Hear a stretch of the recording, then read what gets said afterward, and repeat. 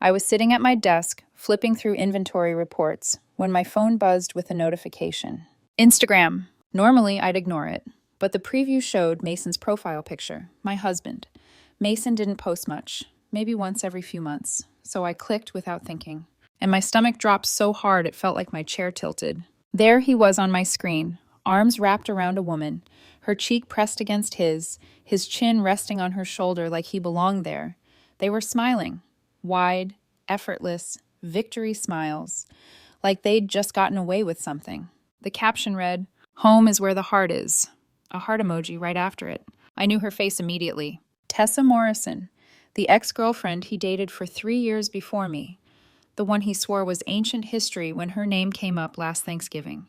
The same woman who'd been liking his posts for the past 6 months, leaving comments like, "looking good," and "miss those days." The post had been up for 40 minutes. 18 likes. His cousin Brianna commented with 3 heart emojis.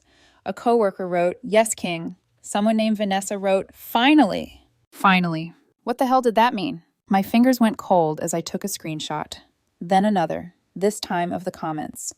My breathing got shallow, controlled, like my body was trying to keep me from doing something reckless in public. My desk phone rang. I let it go to voicemail. I told myself, don't react, don't explode, not here, not like an emotional wreck. So I did what I always do when something tries to knock me off balance. I gathered facts. 4 years married, 6 years together. The car, a 2019 Honda Civic, was in my name. When we bought it, Mason's credit score was a disaster, and I'd handled everything. The engagement ring I'd said yes to, $3,200. The tennis bracelet for our second anniversary, the gold earrings for his birthday, the laptop when his died during his certification program. I opened my notes app and started typing. Not a rant, a ledger.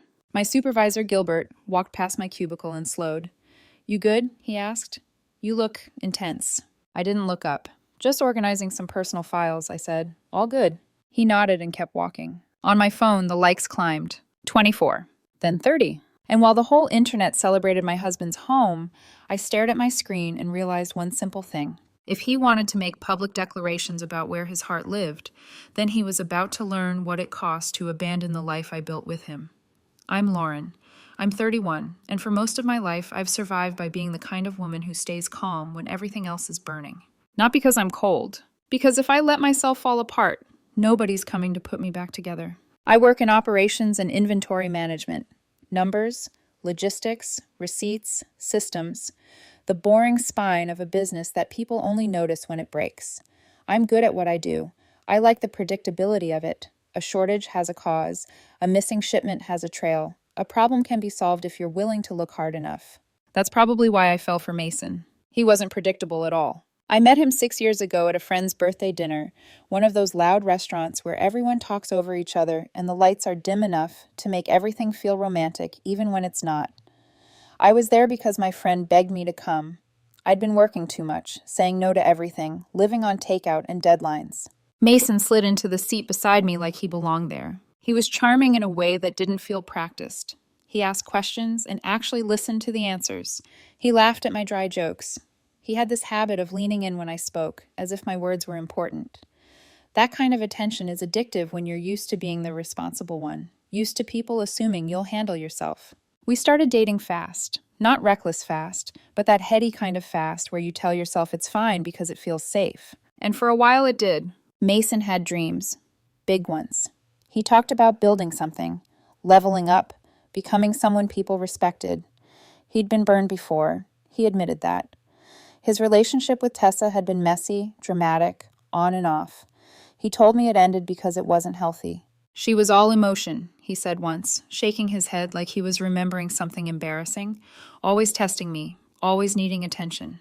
I believed him. I wanted to believe him, because when he looked at me, it felt like relief, like he'd found someone steady, someone who wouldn't play games. The first year was easy. We split bills where we could. He wasn't rich, but he tried. He'd bring me coffee without me asking. He'd rub my shoulders when I worked late. He'd tell me, "I don't know how you do it, Lauren. You make life feel organized." It sounded like a compliment. Now I hear what it really was. By year 2, we moved in together. That's when the small cracks appeared, tiny enough that I kept stepping over them instead of stopping to look down. Mason would forget his share sometimes. He'd say his paycheck was delayed. He'd promise to cover it next time. Next time became a pattern. When his old car finally died, he panicked. His credit score was wrecked. Late payments, random debt he refused to explain in detail. A history of bad timing. He looked at me with that soft, helpless face that made me feel like the cruelest woman alive if I said no. So I bought the car. A 2019 Honda Civic, clean, reliable. The title went in my name because the financing was tied to my credit, my stability, my adult life. He hugged me so tightly I could barely breathe. "You're saving me," he whispered into my hair. I should have asked myself why a grown man needed saving like that. Then came the proposal. He made it sweet, not extravagant, but emotional. At home, candles, shaking hands. When he opened the box, the ring caught the light, and I felt that rush of, finally, I'm building something real. I said yes. We married 2 years later. Small wedding, mostly his friends and family, because mine live out of state and I've never been the type to collect crowds. His mother, Linda, cried. His sister, Chelsea, kept squeezing my hands and calling me family. His cousin, Brianna, posted photos before I even saw them myself. I thought that meant I was welcomed. I didn't realize I was being absorbed. Even early in the marriage, there were moments that didn't fit, little shadows at the edge of my happiness. A notification he'd swipe away too quickly. A name, Tessa, that popped up and disappeared. A laugh he forced when someone teased him about the one that got away. Every time he'd tell me I was overthinking. And because I loved him, because I wanted this to work, I told myself the same thing. Until that Instagram post proved I hadn't been overthinking at all. I'd been underreacting. And the worst part? The evidence had been sitting in plain sight the whole time, while I was busy being the woman who kept everything together. The truth is, the shift didn't happen all at once. It crept in quietly, disguising itself as stress, ambition, growth. About a year into our marriage, Mason started changing, not dramatically enough to alarm me, but just enough to make me feel like I was slowly being pushed out of my own life. He stayed on his phone longer. He laughed at messages he didn't share. When I asked who he was talking to, he'd answer too quickly. Work stuff. Group chat. Just people from the gym. Always something reasonable. Always something I couldn't argue without sounding paranoid. Tessa's name came up once at a family barbecue. His cousin Brianna mentioned her casually, like she was talking about a mutual friend. "Mason, did you ever fix that playlist you made with Tessa? She used to love it." I remember the way my husband stiffened for half a second. So brief, I almost missed it, before he laughed it off. "That was forever ago," he said. "Ancient history." Then he looked at me, smiling, waiting for me to smile back. I did. Later that night, I asked him about it.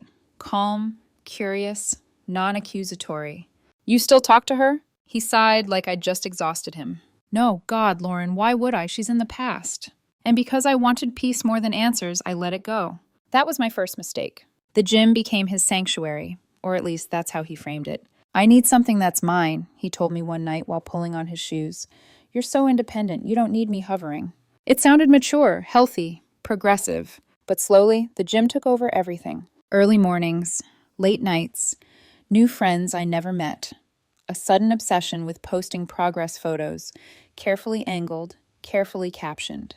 That's when I noticed her likes. Always there. "Tessa?" Not hard eyes, not obvious flirtation. Just enough to be familiar. I asked him about that too. "She follows half the people at my gym," he said. "It doesn't mean anything." And again, I chose not to fight. His family noticed before I did. Or maybe they noticed and chose silence. Linda started asking strange questions. "Are you two okay?" she'd say, peering at me over her coffee. "Mason seems distracted lately." Chelsea would make comments that felt like warnings disguised as jokes. "He's always been nostalgic," she said once, sometimes too much. But no one ever told me the truth outright. Then came the subtle exclusions. Parties I wasn't invited to because they were last minute. Group workouts that somehow didn't include spouses. Dinners where he came home full and claimed he'd already eaten. When I asked why he felt so far away, he turned it around on me. "You're always tired. You don't come out anymore. You're married to your job." I started questioning myself. Was I boring now? Too responsible? Too safe? The irony still stings. 3 weeks before the Instagram post, he told me he needed space. Not separation, just space. "I love you," he said, touching my hand. "I just feel like I don't know who I am anymore." So I did what I always do. I made room. I didn't check his phone. I didn't demand reassurance. I didn't ask for passwords or explanations. I trusted the man I married. That same week, he posted a photo at Riverside Park. A peaceful shot, trees, sunset. His caption talked about clarity and fresh air. At the time, it looked harmless. Now I know better. Because when I scrolled back through his feed after seeing that picture of him wrapped around Tessa, I saw the pattern I'd been too kind to name. The same jacket, the same park, the same coffee shop 2 months earlier, with a woman's arm cropped just out of frame. And a watch on a man's wrist I didn't recognize. The evidence hadn't been hidden. It had been curated. And I'd been standing right there, holding our life together, while the man I trusted was quietly rehearsing his exit, supported, encouraged, and applauded by the people closest to him. By the time I realized it, the story had already been written. I just hadn't been told my role yet. The moment everything broke wasn't loud. It wasn't a scream or a slammed door or a dramatic confession. It was a photograph. After I saw Mason's Instagram post, I didn't cry right away. My body went strangely still, like it had shifted into some emergency mode where emotion would only get in the way. I kept breathing slowly, in through my nose, out through my mouth, just enough to stay functional. I took screenshots, the photo, the caption, the comments. Then I went deeper. I opened his profile and started scrolling. Not angrily, not frantically, methodically. Like I was reviewing footage from a security camera, knowing the crime had already happened and all that mattered now was understanding how. 3 weeks ago, Riverside Park. There he was, standing by the water, sunlight hitting his face just right. At the time, he'd told me he'd gone for a run alone to clear his head. In the corner of the photo, barely noticeable unless you were looking for it, was the edge of a familiar jacket. The same jacket he was wearing now, in her arms. 2 months ago, a coffee shop photo, latte art, a quote about timing. At the edge of the frame, someone's arm, feminine, a bracelet I'd never seen before. 6 months of likes, comments, inside jokes disguised as emojis. I felt stupid, not because I hadn't suspected, but because I'd trusted my own restraint more than my instincts. My desk phone rang again. Voicemail. I ignored it. I told myself, not here, not now. So I did the only thing that made sense to me. I gathered facts. I opened my notes app and started a list. Dates, purchases, titles, receipts. Not to punish him, at least not consciously. I just needed something solid under my feet. 4 years married, 6 years together. The car, my name. The ring, paid for by me. The bracelet, the earrings, the laptop. Each item tied to a moment when I'd chosen us. My supervisor, Gilbert, walked by and asked if I was okay. I lied smoothly. I always had. By the time I left work, the post had over 60 likes, 12 comments, most of them from his side. Family, friends, people who knew we were married. People who knew exactly what that photo implied. I stopped at a 24-hour coffee shop on my way home, the kind that didn't ask questions. I printed documents, receipts, titles. I slid them into my briefcase, neat and orderly. I wasn't planning revenge. I was planning clarity. When I pulled into the driveway at 11, the living room lights were still on.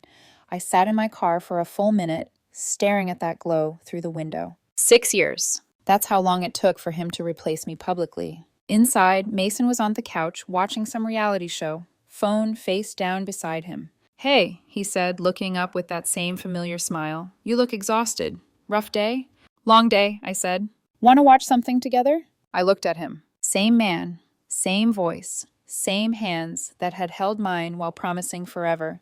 "Maybe tomorrow," I said. "I'm beat." He shrugged and turned back to the TV. That was the moment I knew. If he could sit there, calm, casual, unbothered, after announcing to the world that his heart lived with someone else, then the marriage I thought I was protecting had already ended. Upstairs, I set my briefcase in the guest room and closed the door. I opened my laptop and kept working, researching, reading, learning what belonged to me and what didn't. Community property, separate assets, documentation. Everything with my name on it was mine. Downstairs, he laughed at something on TV. Upstairs, I made a decision. When I woke up the next morning, the Instagram post was still up. 92 likes now. More comments. His aunt wrote, "So happy for you." His high school friend tagged others with laughing emojis. I heard the shower running, the normal rhythm of our morning. He came downstairs wearing the gold earrings I'd bought him. The ones he'd cried over, said were too much. "Morning," he said, pouring coffee. I closed my laptop. "Couldn't sleep," I said. He leaned against the counter, watching me. "Want to talk about it?" I met his eyes. "Not yet." And that's when I realized the inciting incident wasn't just the post. It was his comfort. His certainty that I would stay quiet, that I would process this privately while he enjoyed the applause. He had made his declaration. Now it was my turn to decide how I would answer it. Shock doesn't always look like screaming or tears. Sometimes it looks like silence stretched so thin it hums. After Mason left for the day, gym bag over his shoulder, earbuds in, already half gone, I stood alone in the kitchen, staring at the empty mug he'd left by the sink. The imprint of his mouth was still visible on the rim. A stupid, intimate detail that made my chest tighten. I didn't throw it. I didn't shatter it against the wall. I washed it. Because that's who I've always been. I sat at the kitchen table with my laptop open, the Instagram post still glaring at me from the screen like it was daring me to react. 92 likes, 15 comments, people congratulating him for following his heart. My husband's heart. I asked myself the question that always comes first after betrayal. What did I miss? I replayed conversations. The nights he'd come home late and kiss my forehead instead of my mouth. The way he'd started saying we, less and I, more. The times I'd offered to come with him and he'd insisted I rest. I'd thought I was being supportive. Maybe I'd been enabling. But even in the quiet, even with doubt creeping in, one thing was clear. I hadn't imagined this.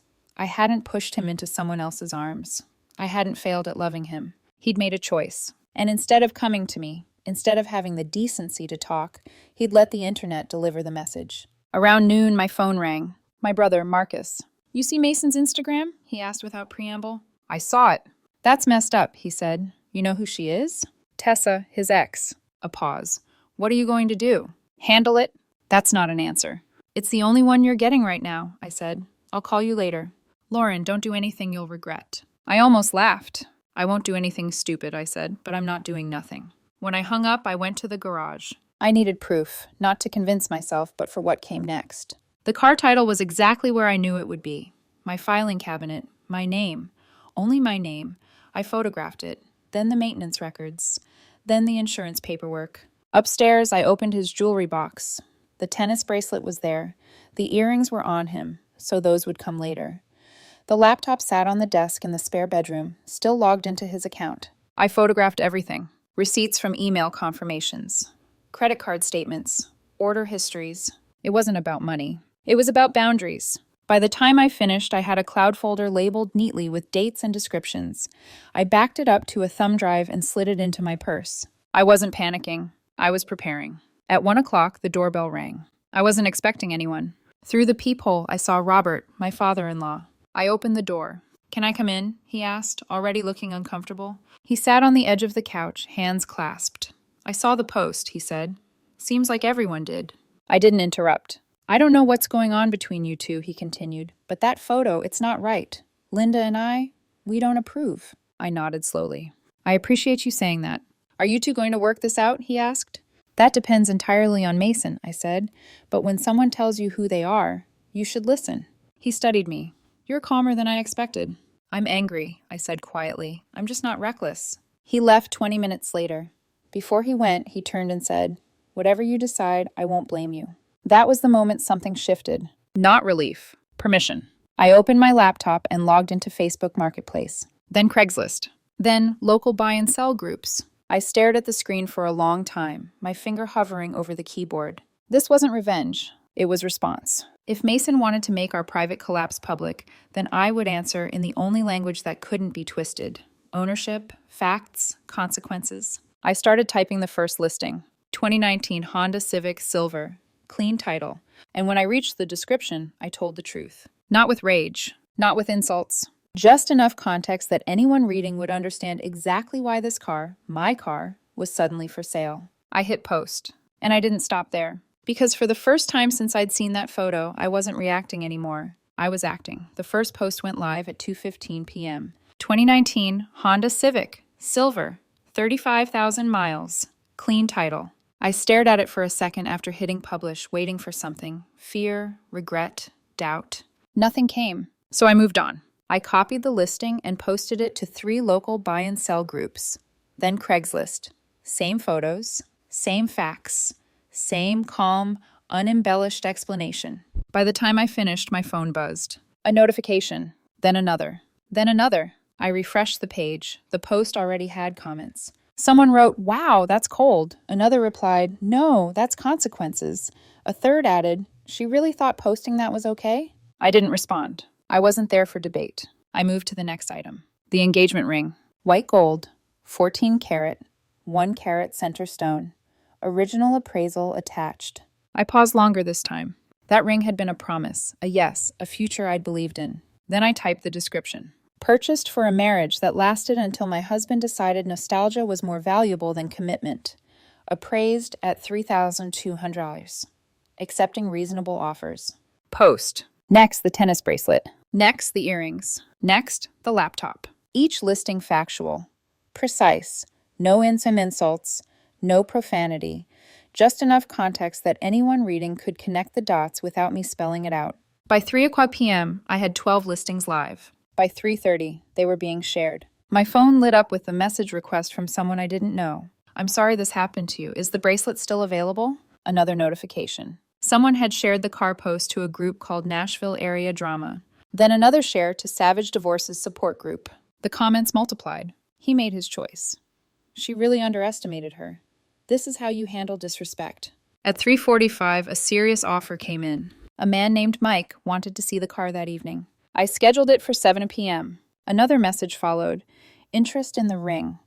A woman named Jennifer wanted to meet at a coffee shop with her jeweler to verify authenticity. Saturday morning. I agreed. By 4 o'clock, the combined shares passed 200. My phone rang. Unknown number. I let it go to voicemail. Another call. Another. I silenced the phone and kept responding to buyers. At 4:30, the buzzing became constant. Texts from unfamiliar numbers. Missed calls stacking up. Voicemails piling in. I checked one. "Hi, this is Patricia from Channel 5 News. We've seen your post circulating online and would love to speak with you about..." Deleted. Next voicemail. "Mason's sister Chelsea. Take those posts down right now. You're humiliating him. Call me back." I didn't. At 5 o'clock, Marcus texted. "Your posts are everywhere. Twitter, Facebook, even Reddit. You're trending." I stared at the message for a moment, then replied, "Good." Another text came in, this time from Gilbert. "Just saw your car listing in my neighborhood group. Someone shared it. Stay strong." The offers kept coming. 3,000 cash for the ring, 800 for the bracelet and earrings together. Multiple inquiries about the laptop. At 5:45, my phone rang with a number I didn't need to check. Mason. I let it ring 3 times before answering. "Where are you?" he asked immediately. His voice was shaking. "At home." "Did you post my car for sale online?" I corrected him calmly. "I posted my car for sale, the one with my name on the title." "Are you insane?" he snapped. "People are sending me screenshots. My family is calling. My mom is crying." "Interesting," I said. "When you posted that photo with Tessa, you didn't seem worried about how your family would feel." "That's completely different." "You're right," I said. "Your post was about feelings. Mine is about assets." A sharp inhale. "Take them down, right now." "I can't. I already have a buyer scheduled for 7. I'm not wasting his time." "You can't sell my car." "My name, my money, my title." He sounded like he was crying now, or maybe hyperventilating. "You're doing this to punish me." "I'm doing this because you made your choice public," I said evenly. "I'm just making the consequences public too." "I'm coming home right now." "I'll be here," I said. "But Mike is still coming at 7. I hung up. At 6:30, I heard the car pull into the driveway. The front door slammed open. He stormed into the living room, face red, mascara from the gym locker room smeared under his eyes. "Take them down, now." I didn't look up from my laptop. Mike just confirmed. 20 minutes. "This is insane," he whispered, scrolling through the messages when he grabbed my screen. "People are messaging me. My boss saw it. Do you understand what you've done?" I stood and took the laptop back. "I understand exactly what I've done," I said. "Do you understand what you did?" "It was just a photo," he said weakly. I pulled out my phone and showed him the screenshot. 92 likes, 15 comments, finally. About time. This wasn't just a photo, it was a declaration. He opened Instagram, hands shaking, and deleted the post. "Too late," I said. "Screenshots exist, so does memory." The doorbell rang. "Mike!" "Don't answer that," Mason whispered. I opened the door. Mike stood there in a Titan's cap and work boots. "You the one with the Civic?" "That's me." "It's not for sale anymore," Mason said, stepping forward. "It is," I said calmly, holding up the title. "Title's inside. Want to take a look?" Mike glanced between us. "If this is a bad time..." "It's fine," I said. "Give me 2 minutes." When I returned with the documents, Mike examined them carefully. "If her name's not on the title," he said, "it's legally yours." Mason's face drained of color. I'm filing for divorce Monday, I added. Mike nodded. I'll check the car. When he left to inspect it, Mason turned to me, eyes wide. You spoke to a lawyer? Yesterday, I said, during my lunch break. You didn't even try to talk to me. You didn't try either, I replied. You posted. The engine started outside. At 7:20, Mike knocked again. I'll take it, he said. 12,000 cash. Bank tomorrow morning? 10 works. They shook hands. The car was gone by 7:30. Mason stood in the doorway, staring at the empty driveway. You actually sold it? Yes. How am I supposed to get to work? The bus stops 2 blocks away, I said. Or call Tessa. For the first time, real fear crossed his face. What happens now? Now, I said, closing my laptop, I keep selling. And the escalation had only just begun. The house felt different once the car was gone. Not quieter, emptier. The driveway looked like a missing tooth every time I glanced through the window. And for the first time since this started, something heavy settled in my chest. Not regret, not doubt. Grief. Mason stood in the living room long after Mike's taillights disappeared. His shoulders slumped, his hands hanging uselessly at his sides like he'd forgotten what they were for. You didn't have to go this far, he said finally, his voice low. You're trying to destroy me. I didn't answer right away. I sat on the edge of the armchair, elbows on my knees, staring at the floor. The adrenaline that had carried me all afternoon was fading, and without it, the reality pressed in. 4 years. 6 years. All the mornings, all the dinners, all the compromises I'd made without keeping score. I'm not destroying you, I said quietly. I'm responding to what you did. You could have talked to me, he snapped, the edge returning. Like an adult. I looked up at him then, really looked. You announced the end of our marriage to the internet, I said. You didn't talk to me. You let strangers congratulate you for choosing someone else. He rubbed his face, pacing. It wasn't like that. Then what was it? I asked. Explain it to me. Slowly, clearly. He opened his mouth, then closed it. Tried again. I was confused, he said. Tessa reminded me of who I used to be. Before responsibility. Before expectations. There it was. I felt something inside me crack. Not loudly, but deeply. So I was the problem, I said.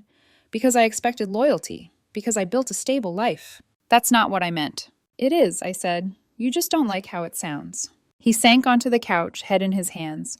I didn't think you'd react like this. I almost laughed. How did you think I'd react? I asked. Quietly? Gratefully? Did you think I'd apologize for being inconvenient while you found yourself in someone else's arms? Silence stretched between us. That's when the weight hit me. Not the betrayal. The loneliness. I realized that even if I'd begged, if I'd cried, screamed, demanded counseling, it wouldn't have changed the truth. He wasn't afraid of losing me. He was afraid of losing comfort. And comfort is a poor substitute for love. Later that night, after he'd retreated upstairs and shut the bedroom door, I stayed in the living room, alone. My phone lay face down on the coffee table, buzzing occasionally with new notifications, offers, messages, strangers calling me brave or cruel or iconic. None of it mattered. I stared at the wedding photo on the wall, the one where we're both smiling, unaware of how temporary that moment would be. I stood, took it down, and leaned it face first against the wall. Then I sat back down and let myself feel it. The sadness, the exhaustion, the ache of knowing I had loved someone who never loved me with the same depth. I didn't cry loudly. I cried the way women like me cry, silently, controlled, wiping tears before they could fall too freely. The kind of crying you do when you know no one is coming to save you, so you save yourself instead.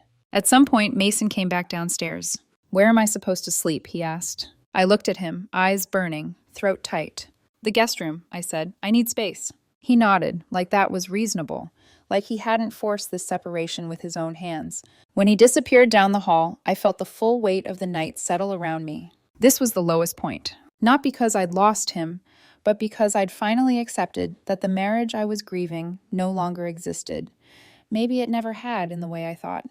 I was alone in a house full of memories, surrounded by proof of a life I'd outgrown. And for the first time, doubt crept in. Not about him, about me. Was I too harsh, too calculating, too unwilling to forgive? I sat with those questions until they burned out, because beneath them was something stronger.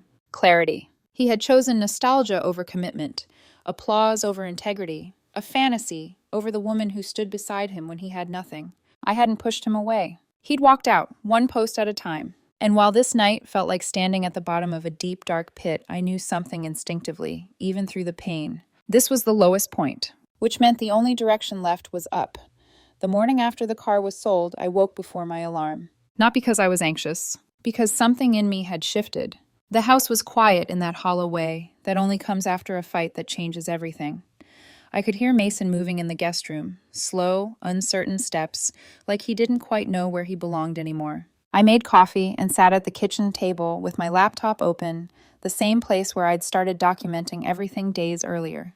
My phone buzzed with new notifications, buyers confirming times, offers solidifying, messages from strangers sharing their own stories of betrayal. One message stopped me cold. It was from Hadley, Mason's gym friend, the one he said was just encouraging him to live his best life. "I don't know if it's my place," she wrote, "but you deserve to know the truth." My fingers hovered over the screen for a long moment before I opened it. She sent screenshots. Messages between her and Mason. Not explicit, worse. Casual familiarity. Planning. References to when things blow up. A message from Mason that read, "Once Lauren figures it out, I'll finally be free." Free. I felt my hands start to shake, but I didn't look away. Another message followed. "Tessa thinks you're still married," Hadley had written. His reply came seconds later. "Technically, but not emotionally." I closed my eyes. That was it. Not suspicion, not interpretation, proof. I hadn't imagined anything. I hadn't overreacted. I hadn't destroyed something good out of pride. He'd been planning this. Hadley's final message was short. "I'm sorry, I should have said something sooner." I didn't reply. I didn't need to. The turning point wasn't rage. It was release. Something loosened in my chest. The part of me that had still been holding on to the idea that maybe, if I'd been softer or more patient or more forgiving, this could have been salvaged. It couldn't, and it wasn't my fault. When Mason came into the kitchen, his hair was damp, his face pale. "You're up early," he said cautiously. "So are you." He hovered by the counter, unsure. "We should talk." I turned my laptop toward him. "Do you want to explain this first?" His eyes flicked to the screen. The color drained from his face. "Lauren, that's—" "Don't," I said quietly. "Don't insult me by pretending this needs explanation." He sank into the chair across from me, hands gripping the edge of the table. "I was going to tell you," he said. "When?" I asked. "After you lined up a new life?" Silence. I continued, calm in a way that surprised even me. "I don't hate you," I said, "but I don't trust you, and without trust, there is nothing left." His voice cracked. "I don't want to lose you." "You already did," I replied, "the moment you started planning your exit while I was still building our life." I stood. "I've made my decision." He looked up at me, eyes wet. "You're really doing this?" "Yes." There was no drama in my voice, no tremor. "I'm filing for divorce on Monday. I'll continue selling anything that belongs to me. You should start packing your personal items." "Where am I supposed to go?" I met his gaze. "That's not my responsibility anymore." The words didn't feel cruel. They felt accurate. Later that day, I met Jennifer at a coffee shop on 12th Avenue. She brought her jeweler, Walter, who examined the ring under a loupe while I sipped black coffee and answered emails. "It's authentic," he said finally. "Excellent quality. I'd appraise it higher today." Jennifer slid a cashier's check across the table. "I'm sorry for what you've been through," she said gently. "This ring deserves a better story." "It will," I said, meaning it. When I got home, Mason wasn't there. The house felt lighter. That evening, I signed a lease on a small 2-bedroom house across town. Move-in ready, quiet, mine. The landlord didn't ask questions. My credit spoke for itself. As I lay in bed that night, surrounded by boxes and plans and certainty, I realized the truth of the turning point. This wasn't about punishing him. It was about choosing myself, clearly, finally, without apology. And once that choice was made, everything else fell into place. Once the decision was made, the rest unfolded with a kind of brutal efficiency. Saturday morning, I met Jennifer and her jeweler, and by noon, the engagement ring was gone, its weight replaced by a cashier's check tucked neatly into my wallet. The symbolism didn't hit me until later, when I realized my finger felt lighter, freer, like it had finally caught up with my heart. When I returned home, the house wasn't empty. Mason sat at the kitchen table with his mother Linda and his sister Chelsea. An intervention. "Of course." "We need to talk," Linda said, standing as I walked in. "I don't," I replied calmly, setting my keys down. "But you can." Chelsea crossed her arms, eyes sharp. "Do you have any idea how embarrassed he is?" I raised an eyebrow. "Did he tell you about the photo?" "We saw it," Linda said tightly. "It was inappropriate." "Inappropriate is one word," I said. "Public betrayal is another."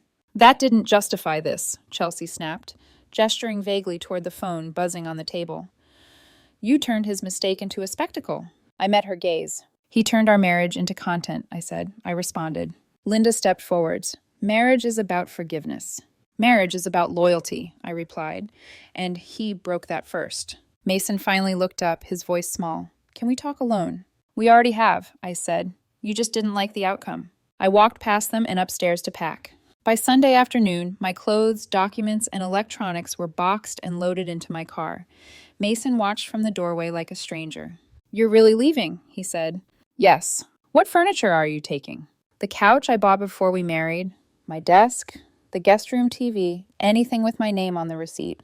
You're taking the couch? His voice cracked. You can buy it from me, I said, or sit somewhere else. He didn't respond. Monday morning, I filed the divorce papers. No theatrics, no hesitation. By Monday afternoon, Mason was served at work. His sister called me screaming about how I'd humiliated him at the gym, at the yoga studio, in front of coworkers. He could have been served at home, I said evenly. He wasn't there. Not my problem. By Tuesday, the remaining items sold. The bracelet, the earrings, the laptop. Each transaction documented. Each dollar deposited into my personal account, the one I'd opened that same week. Wednesday morning, the movers arrived at 8. Mason wasn't there. He'd moved back in with his parents. Good. The movers loaded my furniture, my boxes, my life. When the truck pulled away, the house echoed. I did one final walkthrough. In the bedroom, I found something that stopped me. The Instagram photo, printed, tucked inside his jewelry box. He'd deleted it online, but kept it in real life. I left it where it was. Let it be his relic. At my new place, I unpacked slowly. I set up my workspace, hung my clothes, cooked dinner alone, and ate it in silence that felt peaceful, not lonely. Thursday, I went back to work. Gilbert asked how I was holding up. Better than I expected, I said honestly. Friday, my lawyer called. He wants to negotiate, she said. What terms? He's asking for spousal support. I laughed. On what grounds? I asked. He worked part-time, contributed nothing financially, and he's the one who blew up the marriage. Exactly, she said. It won't go anywhere. Good. That weekend, Mason's brother Kyle texted me. I don't blame you. He messed up.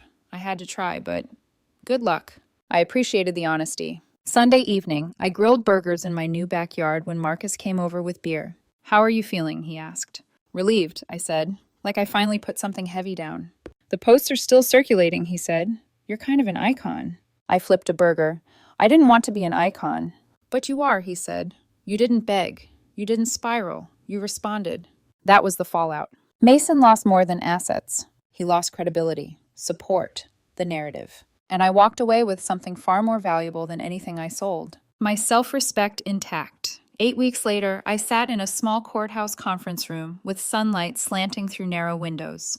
My lawyer, David Chen, spread the final papers across the table with practiced calm. Across from us sat Mason and his attorney, Sarah Matthews. He looked thinner, tired. The confidence that once filled rooms now barely filled the chair he sat in. The earrings were gone. So was the certainty. The judge reviewed the settlement without drama. No spousal support, no shared assets, no disputes. There was nothing to divide because there had never been anything truly shared, only things I'd provided and he'd used. Any objections? The judge asked. Mason's attorney glanced at him. He shook his head. Then this marriage is dissolved, the judge said. Effective immediately. 4 years. Ended in 12 minutes. Outside the courthouse, Mason caught up to me in the hallway. Can we talk? He asked softly. There's nothing left to say. I need you to know I regret everything, he said. Tessa was a fantasy. You were real. I destroyed that. I looked at him, really looked. No, I said calmly. You chose fantasy because it was easier than being real. He swallowed. Do you hate me? I considered the question longer than it deserved. No, I said. I just don't care anymore. That hurt him more than anger ever could. At home, my home now, I painted the living room a warm, neutral color. I bought new furniture with the money from the sales. Friends came over. Laughter returned, slowly, naturally. One evening, my phone buzzed. A text from Mike, the man who bought the car. Just wanted to say thanks again. My daughter passed her driving test yesterday. She loves it. I smiled. That car had finally gone somewhere it was appreciated. Marcus joined me on the back porch with 2 beers. So, he said, what now? Now I live, I said. I work, I heal. Maybe I date someday, maybe not. The sun dipped low, birds settled, the world moved on. Mason had wanted to show the world where his heart was. I showed the world something else. That respect isn't optional. that betrayal has consequences, and that a woman who knows her worth doesn't beg, doesn't chase, and doesn't stay quiet when she's disrespected. He chose him, his past, his fantasy, his ego. I chose myself, and that was the best decision I ever made.